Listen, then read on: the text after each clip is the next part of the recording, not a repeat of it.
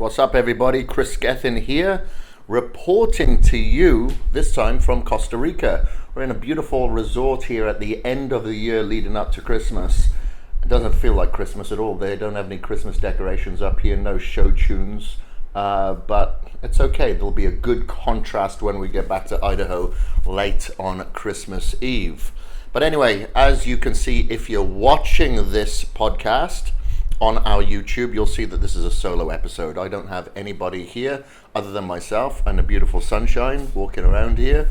So I'm just going to utilize this time with you to wrap up the year, to see what you've accomplished and let you know what I've accomplished, and maybe there's something that you can take away from it. So I went into 2019 with zero goals, zero competitive goals more specifically. So I've been competing in something nearly every year since of the age of about 6 years old. I've either competed like in motocross, downhill mountain biking, bodybuilding, then later Ironman triathlon, ultramarathon, Spartan, and I didn't want any of that pressure this year. Or doing a video trainer, that's a lot of pressure as well. Dieting down or putting on muscle and just putting my body and my brain through the ringer and try to juggle so many things at the same time, from Cage Muscle supplements, from the Kris Gethin Gyms franchise, and now my personal platform, healthkick.com, which takes up a lot of time because like now I'm writing ebooks, and I published a book earlier in the year as well, which was a Man of Iron. So I decided to put all my competitive goals on the back burner because I quickly realized that my identity was becoming that competition. I needed competition in order for me to feel good. It was therapeutic. However, we can't do that forever. I have transitioned from the aspect of being so competitive that if I don't win, then it's a loss. Now I do like to participate, so my identity crisis hasn't reached boiling point as yet, but I didn't want my identity to be so surrounded in such that it's based on competition. So that's why I decided to step back and utilize 2019 as a goal of different means, and more so self-experimentation and quantification. And I really wanted to do everything that I possibly could to really ramp up my health, quantify a lot of things, and do things that would heal my future. So when I do get to 90 or 100 years old, I'm not hating life because of all the inflammation that I put my body through preparing for a competition. So, you know, if you're getting ready for a bodybuilding show or Ironman events or ultramarathon or something like that, yes, it is enjoyable, it is therapeutic, but it isn't necessarily the healthiest thing that you can do for your future. Yes, we see people participating in Ironman triathlon and bodybuilding at 70, 80, and 80, sometimes 90 years old. But I still want to get to that age and do everything that I can, because we all have different genetics, we all have different characteristics, we all have a different backstory. Like, I've dealt with a lot of injuries in my past, and I find when I do any type of long distance endurance sports, they tend to resurface themselves. So I started the year off in January by flying to Colombia for stem cells. You may have seen that if you watched it on my YouTube or heard it when I did the interview with the doctors there for this podcast. And I did a lot of research for about 8 months. I studied various places, whether they be in Russia, Jamaica, New York, Denver, where else? There was a few places there. And I came about this place in Colombia through a couple of people that I knew that had been there before. And when I did some research, I through that past Dr. Anthony J, who has a lot of experience in this area, and he said, thumbs up, go for it. And I tell you what, it was the best money that I've ever spent. And it was a lot cheaper than what I could get in the US, and a lot more efficacious than what I could get in the US. And after about 3 months, I still had some inflammation. I still had a little bit of pain in a couple of areas, and I thought, oh, I don't know if this has really worked. But then 6 months later, boom, touch wood, gone. So that was an investment worth making. However, I did have to have plenty of time resting, or not pushing myself that much more. So it did make sense to take a year out of competition or preparing for some type of competition then as well. And other types of quantification that I've been doing, or biohacks, that you could speak of is really trying to focus on my sleep, quantify my sleep, because I've always been one of these people that's had bad sleep, like 3 hours a night until I got my mold toxicity diagnosed by Dr. Spanaug, and I've been working on it since.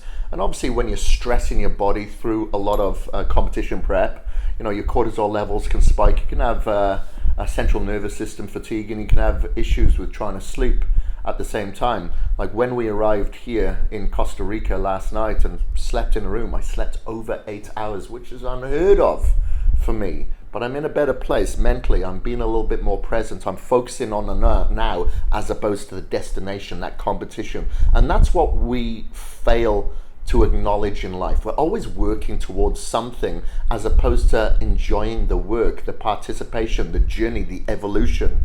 And we need to capture that, and we need to bottle it, because when we get to the latter years of our lives, then we will realize, unfortunately, how much we missed along the way. We're always looking for that house, that girl, that car, that career, that job, some sort of elevation, when we should be looking at what is directly in front of us, enjoying this conversation, enjoying listening to this podcast, I hope, and enjoying our life as it is. Because if you look at the percentages throughout the world, if you have a job, you're in a good place. If you have a roof over your head, you're in a good place. If you know that you can put food on the table, you're in a good place. And there's a lot of people out there that don't have any of these things, and we fail to recognize that. So by slowing down every now and again, like I've done in 2019, I'm able to acknowledge and be more present and enjoy this life, these circumstances, that much more. But of course, I don't want to just sit on the couch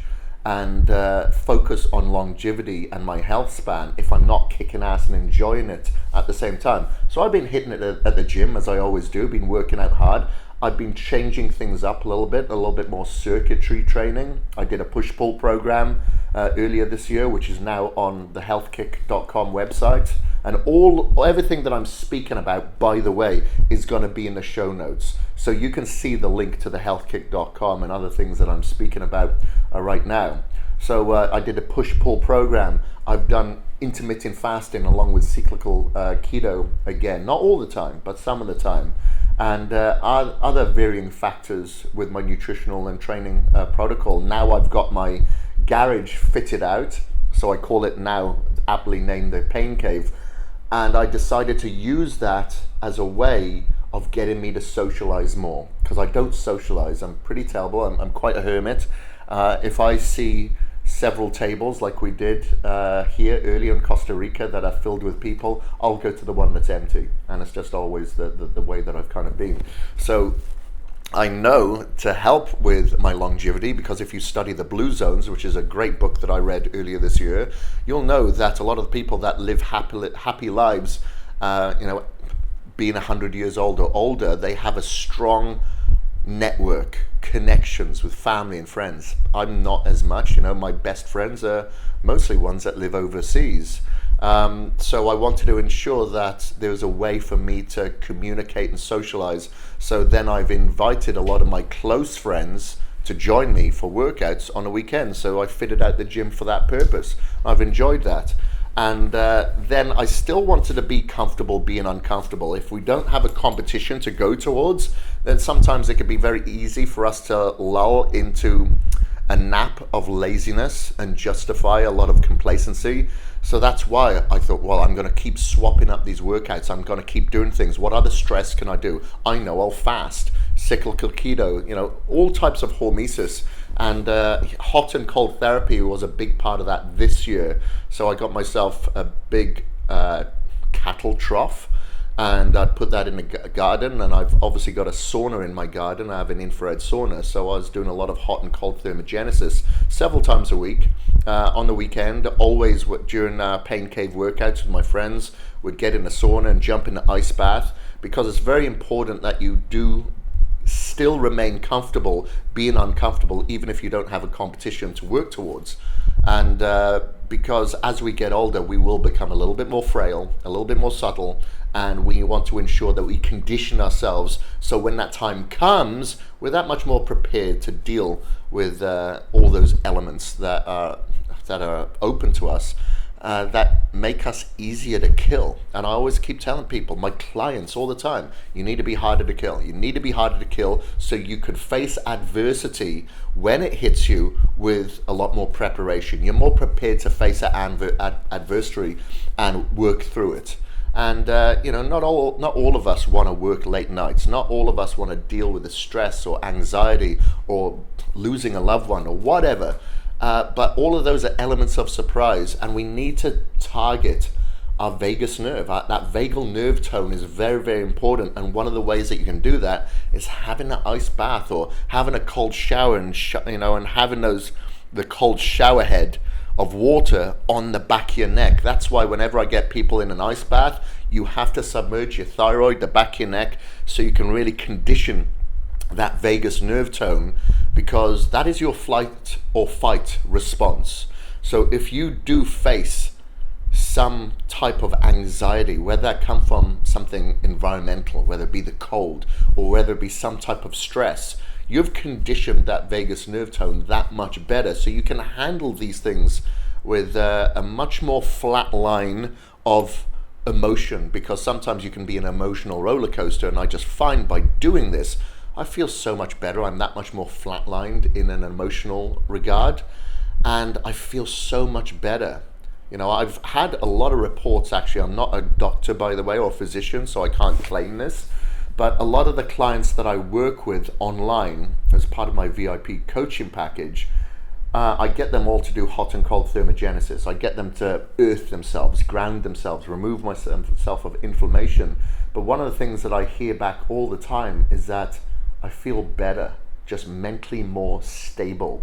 And I know people that have dealt with depression and they're on medication, but I've not come across one person that has been cured after medication. There's probably thousands or millions of people out there, but none that I've come across within my clientele base. But the hot and cold thermogenesis, the sauna, cold showers, the ice bath, constantly grounding yourself like every day for about 15 minutes. If you can't ground yourself outside because you live in a city, then earthing.com has these mats that I use. I have one on my bed sheet, I have one at the desk so I can put my feet on there. It just makes sense. It may sound a little bit hippie, like Kris has got a tinfoil hat on, but if I'm feeling better and if my clients are feeling better, I don't care how it's working on a cellular level, really, if it's working. If it's a placebo effect, great, go with that placebo effect. And another thing that I've used this year for is more quantification. So, I've been doing various biohacks as usual, blocking out a lot of the blue light at night, not only just wearing the blue blocks glasses, but ensuring that I'm fully covered, because I have photoreceptors on my skin, obviously, and that can slowly negate or nullify the release of melatonin, which we need to be calm before bed. And I've been using that time as well before bed to sit on my PEMF mat. It's like a biobalance. It's a biobalance mat that I use to ensure that I'm getting plenty of negative charge from that as well. Again, helping with inflammation.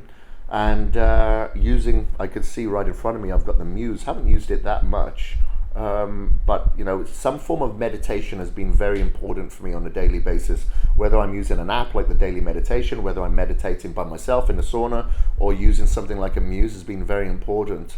And I've also, been reading a lot of books. So I've been reading probably 2 books a month, I'd say. So the ones, and I'm terrible. I am terrible. I cannot focus on one thing. Like my school reports always said, Kris is very easily distracted. And that's definitely the case now. I cannot read one book. I have to read several books. So look how many books that I've brought with me here to Rhythmia. So one that I started reading a while back now, but again, because I keep chopping between books, it's Superhuman by Dave Asprey, the owner of Bulletproof, as I'm sure you know. The Metabolic Typing Diet is a book that was recommended to me by Rick Schaff, yeah. And he told me it's a phenomenal book when I was in Tampa, Florida recently, visiting Nutrition Solutions. Lifespan by David Sinclair, great guy. I've known about David for a couple of years now, and a phenomenal person when it comes to anti-aging and longevity. And Healthy Gut, Healthy You from Michael Wuskio, I think I pronounced his name. So I'm going to have his podcast. I'm going to have him on this podcast, I think in February, so a couple of months from now. So I always like to research the people that I have on my podcast, and if that includes reading their book, for sure. And this got recommended to me from a few people, but Brandon Poe recommended this, the 5 love languages, because you may speak to your spouse, your loved one, a certain way, but they're not going to be receptive to it. So I found that reading this, it helps you understand what your love language is, what you would like. Like, I'm not into gifts. I do not like possessions. I'm a minimalist. I don't like that. But I like memories. I like adventure. Service. I love service as well. So when Sunshine does something for me, I feel a lot of value for that, and that's her language of love to me. She's looking at me. Still trying to figure out hers. I think it's gifts. Lots of gifts. And then this one here, Shit the Moon Said, by Gerard Powell, whose place we're at right here now in Rhythmia. Fascinating book. So Gerard was a very, very successful businessman, had millions upon millions of dollars. He was one of the 1%ers. And unfortunately, a lot of that money, the money led to a path of self-destruction, alcohol, drug addiction, and mainly alcohol addiction from what I hear. And then he did the plant medicine, ayahuasca, after 5 years of rehab, mind, that didn't work to get him off alcohol completely. He was doing rehab for several hours every day. And he did the ayahuasca plant medicine, and boom, just like that, completely clear. And then he sold everything, his homes, his mansions, his private jet, cars, and purchased this place that we're in now, Rhythmia, which is phenomenal. So again, another form of exploration. We started the year in Colombia, now we're finishing the year in Costa Rica, and it's all about self-exploration, evolution, and quantification, because we can purchase all these monetary gifts, or these what's the word? Not monetary, babe. Gifts. Material. Yeah, materialistic possessions. But what value do they really bring? You know, if you look around your place right now, what is it that you're going to take? Or when you pass on, is it going to be stuff that your kids are going to have to move out, or you're going to have to give away, or sell some, or whatever? You know, we can't take that. Of course, there's necessities for sure, but we can take our health, and we can take our adventures and our memories. So that's something that I really wanted to work upon this year, because I do understand when you're competing in something, you have to have tunnel vision if you want to be competitive. There's no doubt about it. So there's a lot of sacrifices that need to be made, and I'm fine with that. I've made a lot of sacrifices over the years in order to be competitive. But there's times in your life where you have to reflect and live a little as well. And when I say live a little, I don't mean going to drink alcohol, doing a shitload of drugs, and getting fat, and being lazy. You need to do whatever you can that makes you feel happy, and that's the thing. Quite often we look at social networks, we look at Instagram, and we compare ourselves. One of the things that I just did right now with Sunshine was we wrapped up some rocks. There's a labyrinth out there, and you put down, and you can do this at home, you write down the traits, the habits, the worries that you want to get rid of. Choose 6 of them. Choose 6 of those. And you're going to help get rid of these traits, these habits, these worries through, it could be something like an ayahuasca, plant medicine journey, or it could be breath work, it could be meditation. Different ways, means, discipline that you can focus and work upon getting rid of these worries and these habits. And in that labyrinth, we had these rocks, and then at a corner, you drop one of those rocks. That's one of your worries, one of your habits. And then you walk away from it. You turn around and you walk away from it. That's you getting rid of that worry, or you instigating that fact. And, it's quite easy for us to get caught up in this worry. And one of them can be comparison. You're comparing yourself to others all the time. And if you're comparing yourself to a lot of people that you look upon Instagram, for instance, you're always going to fail. You're going to come up short, because you're probably looking at people that inspire you, which is great. But I'm sure if you learnt from observation that people are probably observing you as well, and they look to you for encouragement, for motivation, for inspiration. So you need to hold yourself up a little bit higher than where you see your value at. That's my belief. That's my belief. Don't compare your job. Don't compare your bank balance. Don't compare your physique. Don't compare your height to anybody else. Just focus on you and doing whatever you can to grow. Because if you can go to bed at night and say, you know what, I did something better today for myself or someone else, you'll go to bed feeling good that you succeeded at something today, you know. And maybe it's not for yourself, it's just giving can be powerful. So, you know, at the moment we're doing a 12 days of Christmas and we're giving away gifts. It feels good to do that. On Thanksgiving, Sunshine and I went to the Veterans Medical Center and we gave out some meals and hung out with some of the veterans. It felt good to do that. And if you think about it, over Christmas time, over Thanksgiving, there's a lot of people out there that are lonely.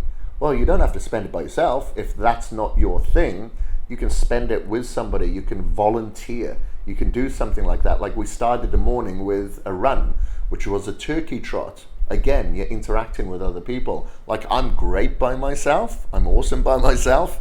Like after we went to the Veterans Medical Center, Sunshine went to her family. I went and hung out by myself, took the dog for a walk, read a book. It was great. I loved that. But that's me. Not everyone does that. They're quick to compare their life to others and look at Instagram on Thanksgiving and feel bad about themselves because they're not there with their family or their friends or their loved ones. Can't do that. Stop the comparison and just focus on you and yourself and your evolution. Now, this is the time that all of you are thinking about goals moving forward into 2020. And I do encourage you, if you want to set goals, is that you start off with a vision board. So what I did, not last year, the year before, because I didn't make any goals this year on purpose, I had just a cardboard, just some normal cardboard, and I put some plain pieces of paper on there and photographs showing what I wanted to achieve. And for the most part, I achieved them all. Did another Ironman. We got our dream home. We went on holiday.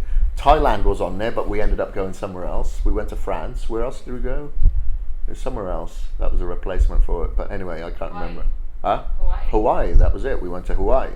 So, you know, if you see these images that have to be realistic in front of you, the chance, and often, like every day I was looking at that, the chances of you creating that into reality is going to be much more acceptable to you and your goals. So what I like to do and suggest to you and some of my clients is start in the morning off every day with meditation. Okay, start off with meditation, and then you finish your meditation with manifestation. Okay, so it's meditation, finish off with manifestation, because you can meditate for 10-15 minutes. Doesn't even have to be that long. Okay, but then you come out of that meditation thinking about what you want to achieve that day. Is it some type of happiness? Is it fulfilling something for your spouse? Is it something specifically for you to work towards your goals that you'll find on that vision board? Because a vision board may be a good lengthy goal, maybe a 1-year goal. However, you need to set a sense of urgency, and those are meeting your expectations every single day. Because let's say a Sunday comes and you go, you know what, I'll start again on Monday. If you do that for every Sunday, there's 52 days there, okay, that you haven't worked towards your goal, and you cannot blame anyone but yourself if you look at that vision board and get frustrated, because at the beginning of the year, you dedicated those Sundays to work towards your goals. Because chances are, you're doing your 9-to-5 job throughout the week. You're going to spend the Saturday with your family or whatever. You need to dedicate some time. So you have to be selfish in order for you to be selfless, okay? And you need to prioritize number one, and that is yourself. Maybe that vision board has health goals there, and you've got to prioritize some Sundays or every Sunday, whatever it may be, towards your health in order for you to be selfish so you can be selfless. Because if you're around on this earth, then obviously a lot of people are going to thank you for that, even if they don't vocally spread that to you.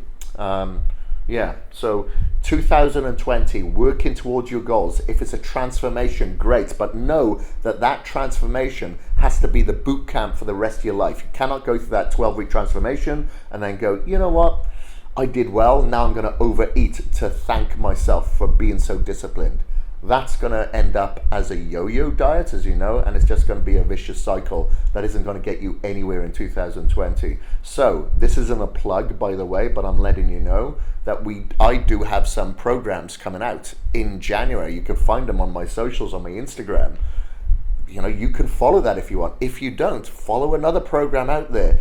If it is something that is going to set you off to inspire others, to create some accountability by being transparent, so you can utilize that as the boot camp for the rest of your year and your lifestyle.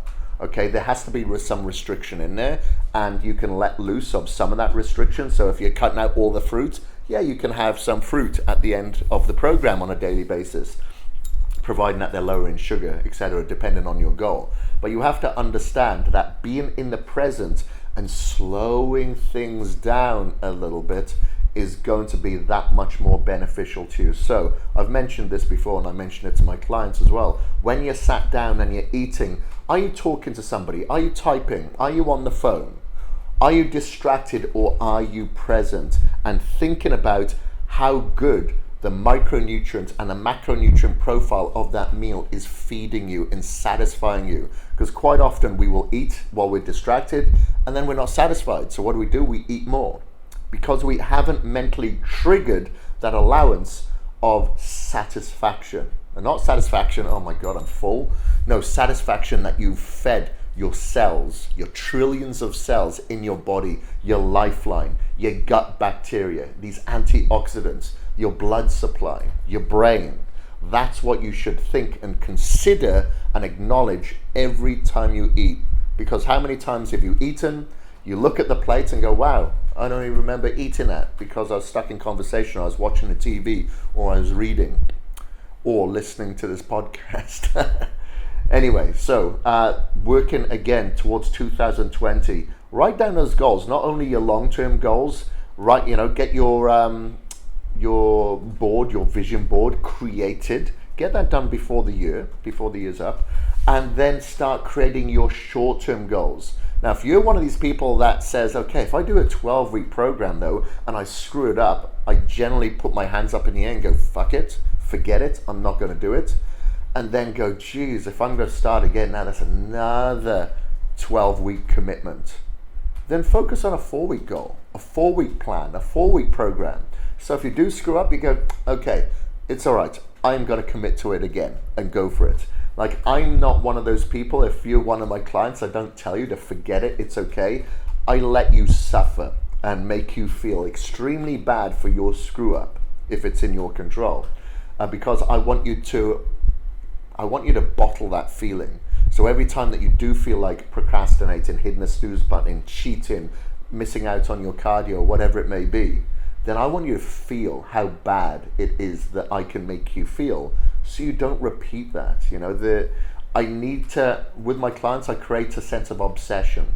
So there's a reason why I might get some of my clients to weigh themselves every single day. I want them to be thinking about it all the time, but then we slowly wean ourselves off in order for it to be a lifestyle and not an obsession. As I said, that short-term goal is a boot camp, but then you should be able to relax a little bit, spread it out, and understand that you can switch it on whenever you want. You don't have to be in the zone all the time. Anyway, I think that is it from me. So if you do, what I'd like to possibly do is do a Q&A podcast, okay? Let me know if this is something that you would like to hear from me. So you could call in, you could send in your questions, I'll repeat those questions and then answer them on another episode of the podcast. It could be an additional episode of the podcast, a solo podcast, of course, so please do let me know. But if you like this podcast, please do everything that, help me help you to keep this podcast afloat, because it doesn't come free. We have to pay people to float this thing, and it all comes from our sponsors. So please do use the codes that I've got in the show notes, because those codes give you great discounts, and obviously if those discount codes are used, then the chances of our sponsors continuing to sponsor this podcast is that much more likely. So please do use those codes, get yourself a discount, and until next year, this is the Knowledge and Mileage Podcast. Peace.